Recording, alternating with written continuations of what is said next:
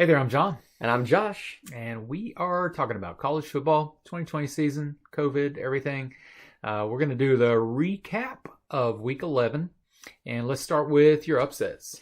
Okay, I'm on an 0-4 streak now Yep. with these two upsets. Bad couple weeks. Again, still don't necessarily regret my choices. Obviously, I wasn't right. But I said number 11, Oregon, was going to lose at Washington State.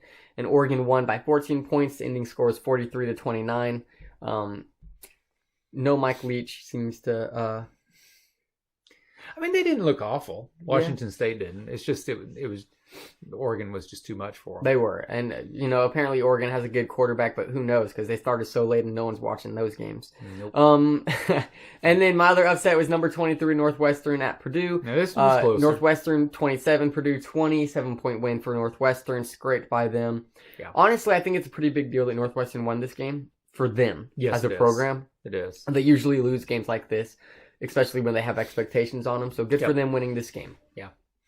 And then really the only upset that I could see for the week, and it's a mild upset, it's not like this earth-shattering one, was number 19 SMU. They were at Tulsa. They got beat 28-24. Yeah. The quarterback for Tulsa, he did a great job. Smith, hadn't heard of him before. 325 yards and 3 touchdowns. It's not a bad game for him for sure. Yeah. Not much to talk about. Number 19 SMU. A lot of these rankings seem like they had lost a game already. Yeah. So it's just, I don't know. Rankings this year just seem weird to me on who's where and different stuff like that. So good win for Tulsa, I guess. Yeah. The interesting games. Penn State was at Nebraska again. The battle of the 0-3. The two eggs going against each other. And who would have you would have thought that Penn State would have been fighting their way out of a bag with this one. Absolutely. But nope. Frost actually pulls off a win. I was reading something saying like the most disappointing teams of 2020.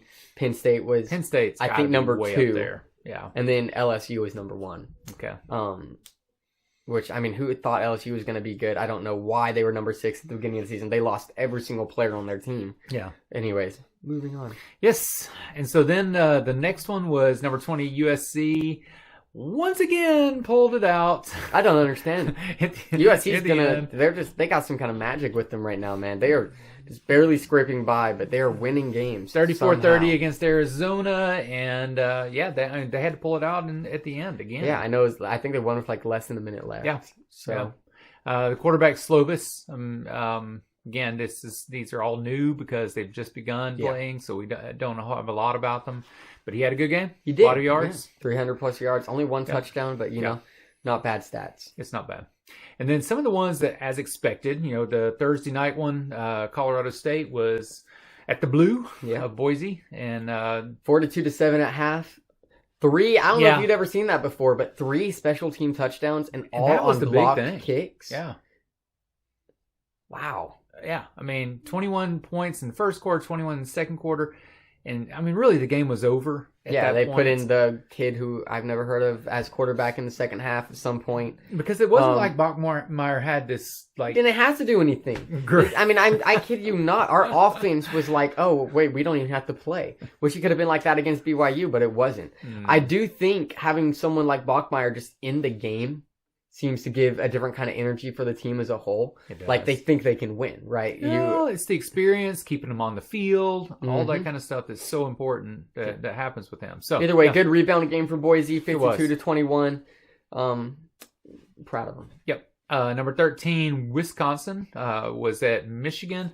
We were expecting that Wisconsin would win, and they did. Harbaugh's done. He 49-11. is done. 49-11. A beatdown. First off, Wisconsin's finally back. We were so excited to see them play. We had to wait, I think, 2 weeks now. Both of those games played were canceled. only their second game of the season. Second game versus Michigan. 49-11. This is a shame. It is. That Wisconsin is missing all these games because I really think they could have made a playoff run, and now there's no way. Unlikely. It'd hard for me unless they to be beat Ohio State. Which side of the conference are they on? Yeah, we'd have to look. We'll see what Indiana does first, I guess. True. Yeah, so then we had number 11, Miami, was at Virginia Tech. Virginia Tech gave them a run for their money.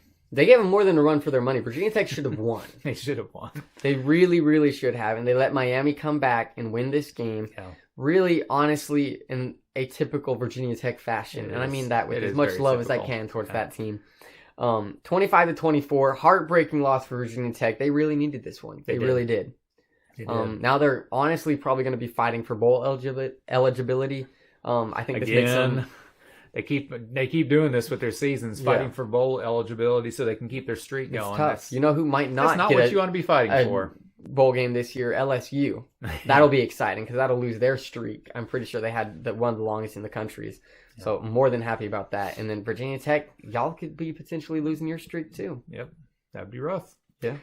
Then final game, number 4, Notre Dame. They were at Boston College. We expected them to win handily, and basically they did. I mean, it wasn't 45 a destruction. to 31. Yeah. This was a big win for Notre Dame. Yes, coming off of that huge win against Clemson, they needed just to honestly survive this game. Yeah. And I felt like Boston College had the potential of pulling off an upset. I even said that they did, even though I chose Notre Dame to win this one.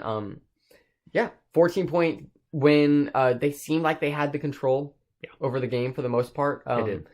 So, yeah, good win for them. Good job, Notre Dame. Good job, Notre Dame. And that's it for Week 11. Join us when we talk about the preview for Week 12.